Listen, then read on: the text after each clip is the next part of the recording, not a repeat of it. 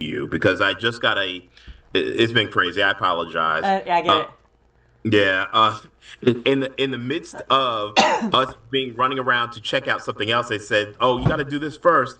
Forest Park Police did send us a statement. Who did Forest Park? Yeah, Forest Park Okay. Police, and so I looked at it really quickly. So I'm going to read it to you, um, in part here. Okay. It says representatives from the City of Forest Park Police Department recently met with officials from the Atlanta State Farmers Market to discuss ongoing concerns regarding the feral cat population within the market area. During this meeting, a coordinated plan was established to address the issue in a safe and humane manner. Under the plan, it was agreed that traps would be strategically placed throughout the area by Atlanta State Farmers Market staff in order to safely collect the feral cats residing on the property. Once captured, the animals will be transported by either the Forest Park Animal Control or Clayton County Animal Control to further evaluation and disposition in accordance with established animal welfare procedures and applicable regulations. The Forest Park Police Department remains committed to working collaboratively with community partners to address public safety and quality of life concerns while ensuring the humane treatment of all animals. Yeah, and that's the, cookie cutter reply. So, that's what they have to reply. And, not bashing animal control at all. They're doing their job, Clayton County and Forest Park. But the problem is right now, it's kitten season. It is full blown. I get sometimes 50 calls a day. I'm answering text, voicemails that people leave. We have a Google Voice line for Street Paws and Clayton County Humane Society. So I'm actually the founder of Street Paws, but I also manage Clayton County Humane Society. Clayton is merging into my rescue as a subsidiary right now. And that's also why Kurt reached out to me.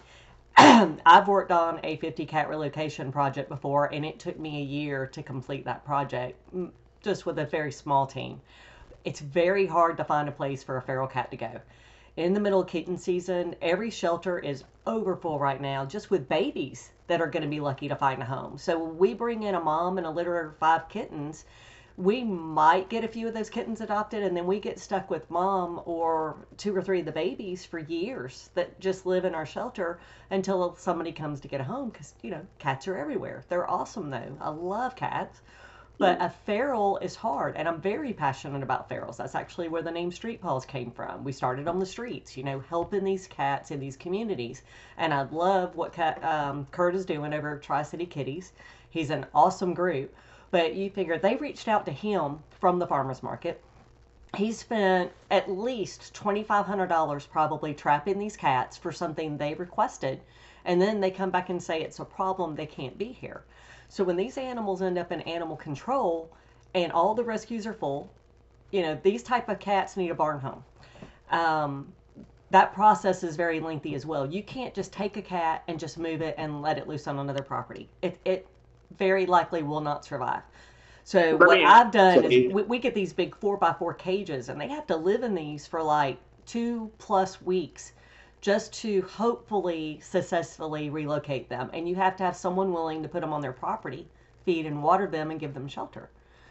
Um, so what's happening here is you're saying um, that they could trap the kittens, or they, the feral cats, right. but they may not necessarily have a place to put them. They likely do not have a place to put them. They're probably going to animal control.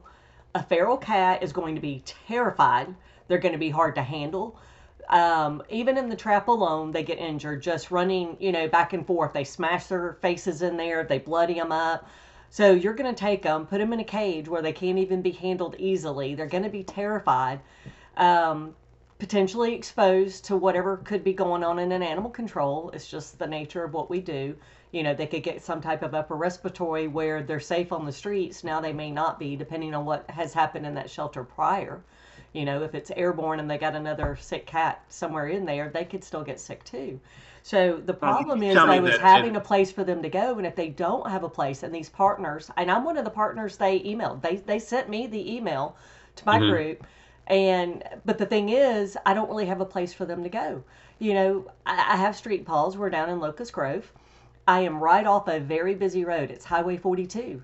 I have other cats there already. If I were to bring these cats in, one, it's a lot of work to put them on site, care for them in that condition, in a cage, 2+ weeks, then release them on the property. Then I have to worry, are they going to get hit on Highway 42? This isn't an area they're used to. They're used to being So what you're safer. saying is that organizations like yours have a lot of kittens this time of year. Oh, yeah. So Yeah. you're not going to have space for them. So they're going to have to No. be at animal control, and animal control may not necessarily be the best location. Right. But also, us partners, you have to find a barn home. These aren't cats that could just go live in our facility with the other cats easily. They'll never get adopted if they're feral. Some of them are also not feral. They're what we call community cats. And we're really trying to change the word feral because if they're around a lot of people and they know that they're relying on these people for food, they're not just, crazy, wild, what people imagine when you hear the word feral. They're community cats. They might come up to you, but they may take food out of your hand. I'm not sure which ones Kurt has over at this location, but nonetheless, if a kitten is struggling to get homes this time of year, a cat like that doesn't have much of a chance. All the Like shelters are full. can I play devil's We pull from advocate with you? animal Because this is one control. of the things that Kurt was talking about, and I wish he was willing to talk to us because I think he would have added a lot to the conversation. I think so, But yeah. yeah, I think he would. But I get it.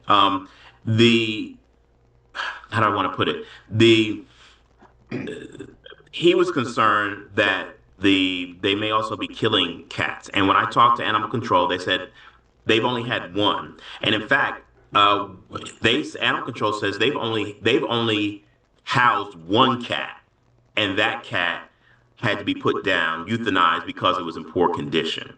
And Kurt seemed to have an issue with that. Is that fair or? Um, my group, we would seek vet care for any animal, feral or not. We have vets that work with us that you take them in a trap and you get them humane care. Now I don't know what the condition of that cat was, and I have to see it or know.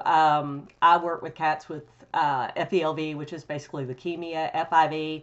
We take anything we can as long as we have room. We don't discriminate on that, but if the cat showed signs of upper respiratory, you could get antibiotic and food for a week or two, and then it could be fine, and it still could live. But if I were him, I would still probably have that same issue with euthanizing it.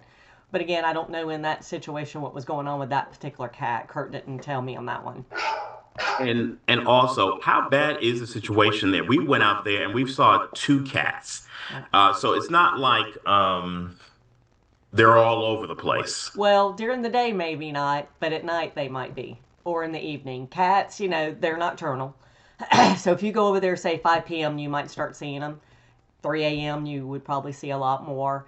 And I don't know what the situation is at the farmer's market. I don't know if you've got one person afraid of cats. One of the projects that I did, the one at True Value Distribution Center with 50 cats, it became an OSHA issue. We actually had employees that were scared of them. The cats weren't bothering anybody. They weren't doing anything. They were just living in the warehouse. And they had access to food, so that's where they were showing up. The bigger problem is this starts like probably at the farmer's market. Either somebody dumped one or there's neighborhoods somewhere within a few miles and they're not spaying and neutering. Georgia does have a record amount of money coming out this year for the Department of Ag grant, and I'm applying with Street Paws and Clayton County Humane Society. And then on top of that, you get in a situation, a lot of these vets won't work with you. They won't call you back. You're trying to get these applications so you can sign them up to help you as a partner in this program. The community constantly, all day long, they can't afford it. Vet costs are rising right now with this economy. And the biggest answer is getting this spay neuter done. But with a feral cat, TNR is the answer.